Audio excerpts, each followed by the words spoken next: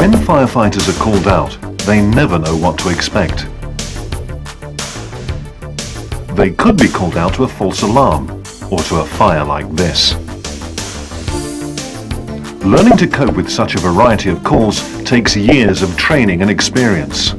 However, if you should come across a fire, it'll probably be your first. Take a burning chip pan, a common fire in the home and one that's easily dealt with, but if you tackle it in the wrong way, this will happen to you. Now you can appreciate why you need to know the correct way to tackle a fire. And that's what we'll be showing you in this video. Before a fire can start, three things have to be present. Fuel, the thing that actually burns. Oxygen, which is all around us. And of course, a source of ignition. Put these three things together and you will have fire.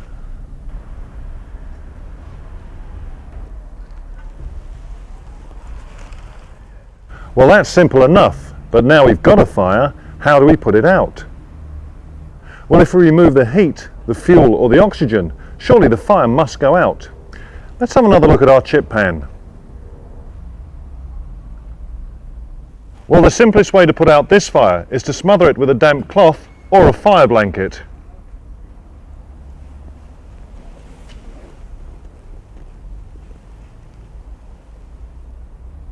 By removing the oxygen, the fire goes out. And of course, remember to turn off the source of heat. We can also put out a fire by turning off the fuel. But the most common way is to simply remove the heat by using water.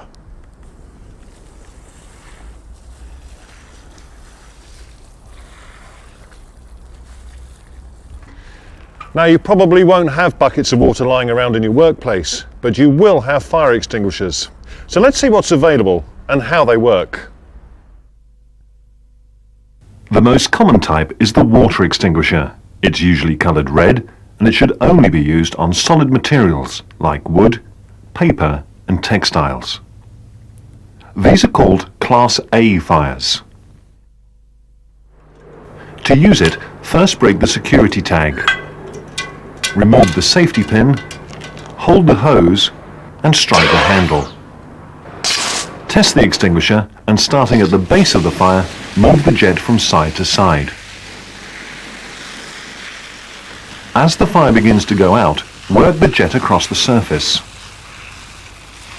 Remember, a water extinguisher should never be used on electrical apparatus or flammable liquid fires. To recap then, the water extinguisher is usually red, should only be used on small Class A fires, and should never be used on electrical apparatus or flammable liquid fires. Foam extinguishers. These are normally coloured either red or cream. Red foam extinguishers may have a small cream-coloured section on the extinguisher.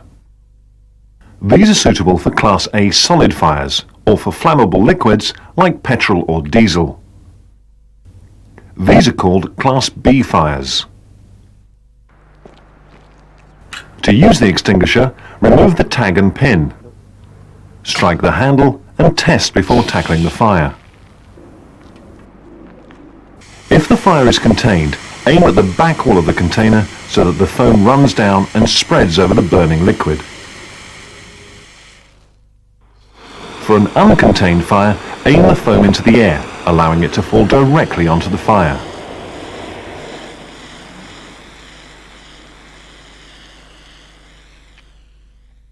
Some foam extinguishers have spray nozzles. These are always used in the same way, by aiming directly at the fire. So that's the foam extinguisher, usually red or cream. It may have either a jet or spray nozzle, and can be used on Class A solid fires or Class B flammable liquid fires, but must never be used on electrical apparatus.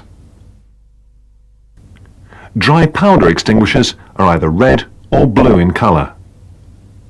Red dry powder extinguishers may have a blue section on the extinguisher. They can be used on most types of fire, including Class A solids and Class B liquids. They can also be used on fires involving gas, known as Class C fires, and on electrical fires. Once the tag and pin are removed, strike the handle and test. This extinguisher is very effective and puts out most fires quickly. The powder should be aimed directly at the flames, but this may obscure the fire. To help overcome this problem, quick short bursts can be used until the operator is within range of the fire. If gas is involved, remember, never put out the fire unless the supply can be turned off straight away. A gas leak is extremely dangerous. Never approach a cylinder alight if you do not know how long it has been burning. So remember, dry powder extinguishers are usually red or blue and can be very effective on electrical and classes A, B and C fires. The powder should be aimed at the flames, but this may obscure the fire. Carbon dioxide extinguishers are usually red or black. Red carbon dioxide extinguishers may have a black section on the extinguisher. They can be used on contained liquid fires and on fires involving gas or electricity. To use the extinguisher, remove the tag and pin. Position the discharge horn and test. On a contained liquid fire, aim the extinguisher away from the flames and then sweep over the surface of the burning liquid. Remember to always hold the extinguisher upright or it will not work. On electrical fires, turn off the supply first, but only if it is safe to do so. Carbon dioxide extinguishers put out fires quickly and without any mess, but it's noisy and very cold. This can cause cold burns. If the fire occurs in a small room or cupboard, fight the fire from outside.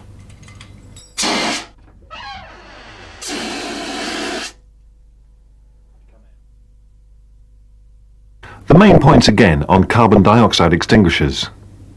They're usually red or black. They can be used on contained liquid fires and on gas or electrical fires. It's clean to use but noisy, and some parts get very cold in use. Wet chemical extinguishers. This is a new type of extinguisher for use on cooking oil fires. These are called Class F fires. Most are coloured silver, but some may be coloured red with a small yellow section. To use the extinguisher, remove the tag and pin and test. Aim the nozzle directly towards the fire. Remember to empty all of the contents of the extinguisher onto the fire, as this will seal it and prevent the fire from reigniting.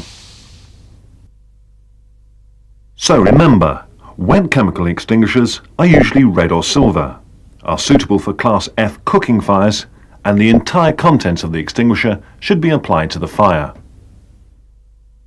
It's very important to use the right type of extinguisher, so let me simplify it for you. For solid Class A fires, use water, foam or dry powder.